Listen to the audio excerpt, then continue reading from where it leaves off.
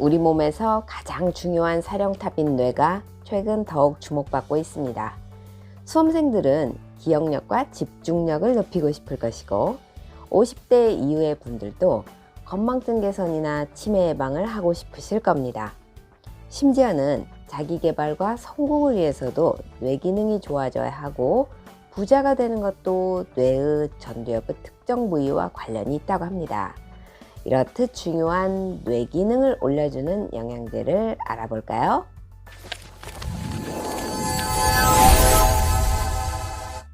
안녕하세요. 이은성 약사입니다. 수능이 얼마 남지 않았네요.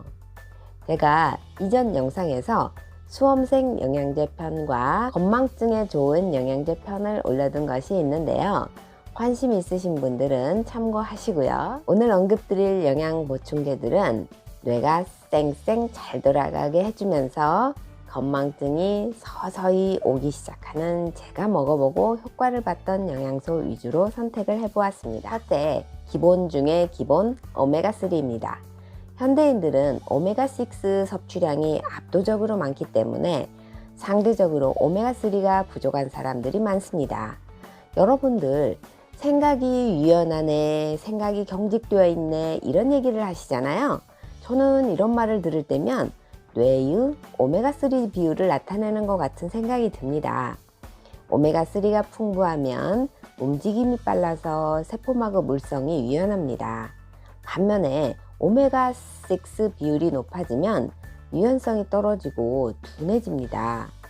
뇌에 오메가3가 부족하게 되면 기억력, 인지기능 장애는 물론이거니와 우울증까지도 일으킬 수가 있습니다. 둘째, 비타민 B군입니다. 특히 비타민 B1, B6, B9, B12는 필수 중의 필수입니다. 여러분 중에 해고 당 떨어져 하면서 시들시들했다가 당분을 섭취하고 갑작스럽게 에너지가 확 올라가는 그런 분들 있으신가요? 그래서 끊임없이 당을 쉽게 올릴 수 있는 음료수, 과자, 초콜릿, 빵, 가공식품 등에 탐닉하게 되는데요. 이런 분들은 향후 당뇨병에 걸릴 위험성이 높다는 것을 아셔야 합니다. 이런 음식들을 먹게 될 때는 1시간 이내로 혈당 스파이크가 일어났다가 인슐린이 쏟아지면서 혈당이 급속도로 떨어지는데요. 저혈당 구간까지 떨어져요. 그러면 일어날 기운도 없고 또 식은땀 나요. 손발은 후들거립니다. 이렇게 저혈당 구간과 고혈당 구간을 왔다 갔다 하면서 뇌세포는 심각한 데미지를 입게 됩니다. 20대의 저는 원인을 알 수 없는 이런 현상에 시달렸습니다. 정신을 잃고 입원한 적도 있고요. 그 원인을 알고 보니 혈당을 조절하는 유전자의 돌연변이로 인해서 혈당 조절이 잘 안 되는데도 과자나 정제당 가공식품들을 수시로 먹었던 것이었어요. 게다가 비타민 B군이 냄새가 심한 제품밖에 없었던 그 시절 탄수화물 위주 식사를 할 때도 영양제도 안 먹고 음식에서 섭취하지도 않았던 거예요. 탄수화물이 에너지로 쓰이려면 비타민 B1이 필요합니다. 에너지로 쓰이지 못하니까 잉여의 당이 혈당을 올리는 겁니다. 비타민 B1은 티아민이라고도 하는데 요새는 활성형인 벤포티아민, 프루설티아민 등이 많이 쓰입니다. 프루설티아민은 지용성이 되어서 BBB를 통과하여서 뇌로 직접 작용을 하고 벤포티아민은 BBB를 통과하지는 못하여서 두뇌를 많이 쓰면 프루설티아민이 좋다고 알려져 있습니다. 하지만 벤포티아민도 뇌에 효과가 없는 것은 아닙니다. 효율 자체가 좋을 뿐만 아니라 글루코스 대사를 빠르게 하고 또 우리 몸 세포 어디를 막노라고 파괴시키는 최종 당화 산물, 즉 AGES를 줄여주는 역할을 함으로써 뇌신경을 비롯한 신경세포 보호작용이 있는 것입니다. 실제로 복용해보면 둘 다 효과를 보았습니다. 비타민 B6, B9, B12는 혈중 호모시스테인 농도를 낮추어서 혈관이 손상을 입지 않도록 해주는데요. 뇌기능은 뇌혈관이 가장 중요한 것은 다들 설명 안 해도 아실 것입니다. 뇌는 우리 몸의 혈액 공급량의 20%를 소비하고 가장 많은 산소를 소비하는 곳입니다. 뇌혈관을 튼튼하고 또 원활하게 혈액순환이 되어야 혈액과 산소를 충분히 공급할 수 있을 것입니다. 비타민 B9은 엽산이라고도 하는데 엽산과 B12는 적혈구를 만드는데 꼭 필요해서 빈혈약으로 쓰이는 캡슐에도 흔히 들어가 있습니다. 혈액을 충분히 만드는 측면에서도 필수지만 엽산을 누가 가장 많이 섭취하죠? 임신 준비 중이거나 또는 임산부죠. 엽산이 부족하면 신경관 결석증이 생기기에 섭취하는 건데 신경을 만드는데 꼭 필요하다라고 하는 성분입니다. 뇌에는 수많은 뇌신경이 있고 엽산이 부족하다면 문제가 생길 것입니다. 실제로 엽산이 부족 시에 치매와 인지기능 저하가 올 수 있습니다. 신경을 싸고 있는 수초, 즉 미엘린이라고 하는 것이 있는데 비타민 B12가 수초의 생성을 돕습니다. 이 성분이 부족하면 전선의 피복이 벗겨진다고 보시면 됩니다. 기억력과 인지기능과 밀접한 관련이 있다는 연구들이 많이 있습니다. 호모시스테인의 농도가 비정상적으로 상승 시 신경세포의 손상과 뇌의 정보 전달에 관련된 문제를 야기할 수가 있습니다. 특히 위장이 약하신 분들은 부족하기 쉬운 영양소이고요.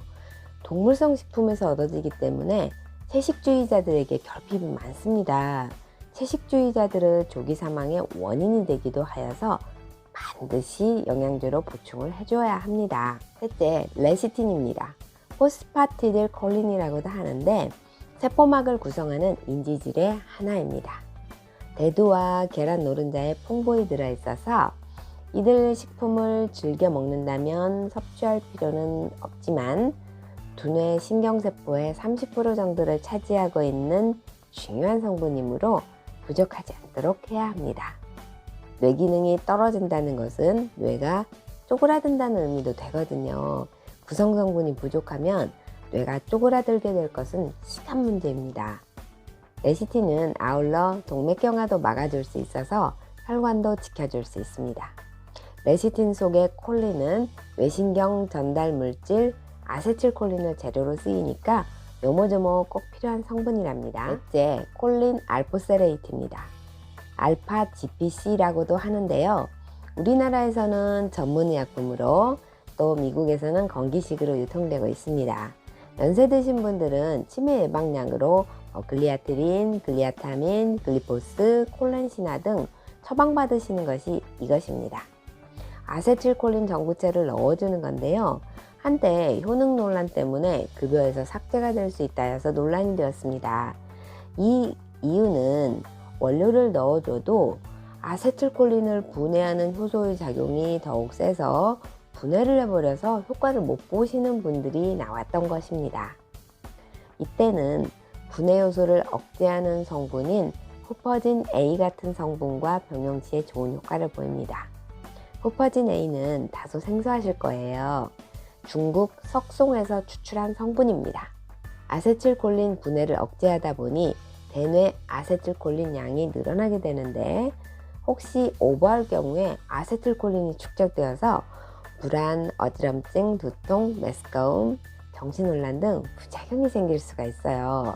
그래서 저용량부터 시작해서 본인한테 맞는 용량을 찾아가야 합니다. 다섯째, 포스파티딜세린입니다. 이 성분은 인지질의 하나로 신경세포막의 주 구성 성분입니다. 노화로 인한 인지기능장애가 생긴 경우에 추가하는 걸 추천드립니다. 노화가 진행되면서 뇌의 포스파티딜세린 양이 현저히 줄어들게 되고 그러면 신경 전달에 문제가 생기고 기억력뿐만 아니라 인지기능에 장애가 생기게 됩니다. 나이가 들면 마음은 청춘인데 몸이 마음대로 안 되죠. 위험한 것을 보면 인지가 되면 바로 피해야 되는데 인지기능이 떨어지면 할 사이도 없이 위험에 노출되기도 하고요. A 하면 B 반응이 나와야 되는데 이런 게 안 되는 거죠. 이 성분은 아세틸콜린 합성 및 방출을 조절해주고 신경세포 전달에 중요한 역할을 합니다. 신경성장인자 NGF 생성을 촉진하여 줍니다.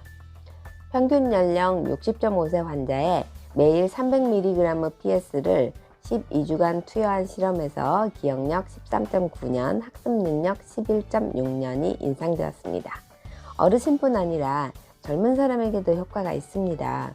포스파티딜세린은 저가에서 고가의 다양한 제품이 나오는데 품질이 좋지 않은 제품들도 많으므로 가격이 너무 저렴한 것은 피하는 것이 좋습니다. 포스파티딜세린은 추출을 하려면 재료 양이 많이 필요해서 원래 단가가 높습니다. 여섯째, 항산화제입니다. 커큐민, 레스베라트롤, 비타민 C, 비타민 E, 글루타치온, 셀레늄 등 항산화제들은 뇌의 산화적 손상을 막아주어서 뇌 기능을 올려줄 수 있다는 건데요. 제 경험상으로는 이 중 한 가지만 꼽으라면 다른 것들은 별로였고요. 커큐민이 압도적으로 좋았습니다. 일단 잠이 안 오고요. 머리도 훨씬 맑아진 느낌이 납니다. 커큐민은 지용성이다 보니 흡수율을 높이기 위해서 우유나 기름기 있는 음식과 먹고 흑후추 추출물인 피페린과 같이 섭취 시에 흡수율이 높아지는데요. 일단 흡수되면 뇌에서의 쓰임은 좋은 것 같습니다. 단점은 잠이 안 올 수 있으니까 밤에는 삼가는 게 좋습니다. 레스베라트롤의 경우 레스베라트롤을 디메칠화된 유도체의 형태인 프테로스틸벤으로 드시면 지용성으로 DBB를 쉽게 통과하여서 효율이 훨씬 좋습니다. 다만 국내 유통은 안 되고 해외 직구하셔야 됩니다. 오늘은 뇌 기능에 좋은 영양에 대해서 알아보았어요. 다 드시면 좋지만 부담이 되시는 분들은 내 시기에서 부족한 영양소가 뭘까 상담을 통해서 최적의 영양제를 고르시기 바랍니다. 오늘 영상 도움이 되셨다면 좋아요, 구독 안 하신 분들은 구독과 알림 설정 부탁드려요. 다음에 만나요. 행복하세요.